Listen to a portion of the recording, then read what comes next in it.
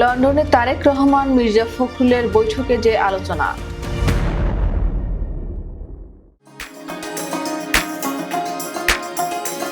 10 দিনের সফরে গত 30 নভেম্বর শনিবার সকালে লন্ডনের উদ্দেশ্যে ঢাকা ছাড়েন বিএনপির মহাসচিব মির্জা ফখরুল ইসলাম আলমগীর।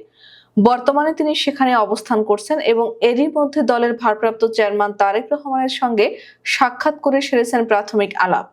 সাক্ষাৎকালে মির্জা ফখরুল দেশের সার্বিক পরিস্থিতির পাশাপাশি নানা বিষয় নিয়ে আলোচনা করেছেন বলে তথ্য পাওয়া গেছে।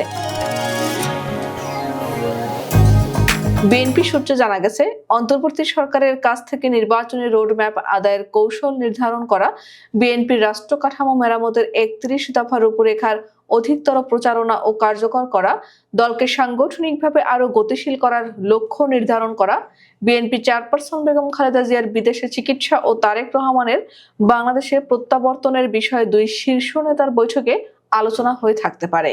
কারণ এসব ইস্যু নিয়েই মির্জা ফখরুল লন্ডনে গেছেন। এর আগে গত 30 নভেম্বর স্থানীয় সময় বিকেল 4:15 বাংলাদেশি বিমানের একটি ফ্লাইটে তিনি সস্ত্রীক লন্ডনের হিথ্রো বিমানবন্দরে পৌঁছান।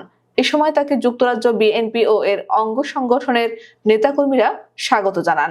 যুক্তরাজ্য বিএনপির সভাপতি এম এ মালিক, সাধারণ সম্পাদক কয়সার এম আহমদ, স্বেচ্ছাসেবক দলের সাধারণ সম্পাদক আবুল হোসেন সহ সংগঠনের বিভিন্ন পর্যায়ের নেতাকর্মী উপস্থিত ছিলেন।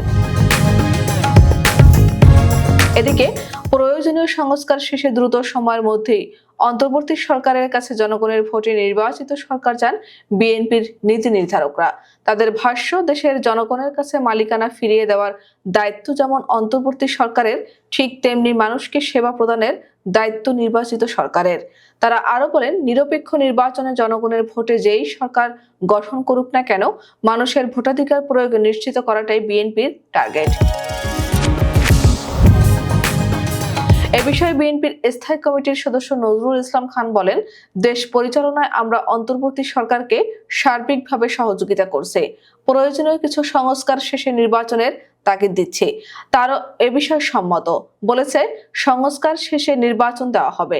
এখন আমরা দেখব তারা কি সিদ্ধান্ত নেয়। যদি ডিসেম্বরের মধ্যে রোডম্যাপ ঘোষণা না করে, তবে নির্বাচনের জন্য আন্দোলনে নামতে পারি। নজরুল ইসলাম খান বলেন, দলীয়ভাবে আমাদের অবস্থান অত্যন্ত স্পষ্ট। এখন দুই নেতার বৈঠকের পর কি সিদ্ধান্ত আসে তা দেখার জন্য আমাদের অপেক্ষা করতে হবে। বিএনপি চেয়ারপারসনের উপদেষ্টা সৈয়দ মোয়াজ্জেম হোসেন আলাল বলেন, বিএনপি মনে করে যত দ্রুত সম্ভব নির্বাচিত সরকারের হাতে অন্তর্বর্তী সরকারের ক্ষমতা হস্তান্তর করা উচিত। এজন্য বিএনপির পক্ষ থেকে কয়েক ধরনের কাজ করা হচ্ছে।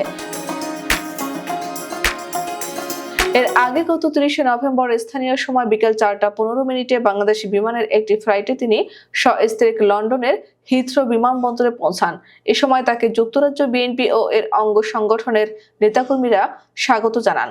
যুক্তরাজ্য বিএনপির সভাপতি এম এ মালিক, সাধারণ সম্পাদক কয়সার এম আহমদ, স্বেচ্ছাসেবক দলের সাধারণ সম্পাদক আবুল হোসেন সহ সংগঠনের বিভিন্ন পর্যায়ের নেতাকর্মী উপস্থিত ছিলেন।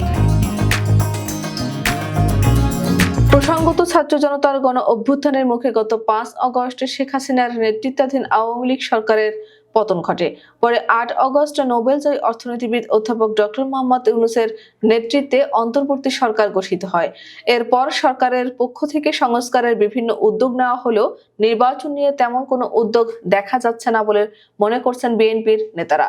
আর এই পরিস্থিতিতে করণীয় ঠিক করতে তারেক রহমানের সঙ্গে বৈঠক করতে লন্ডনে গেছেন মির্জা ফখরুল ইসলাম।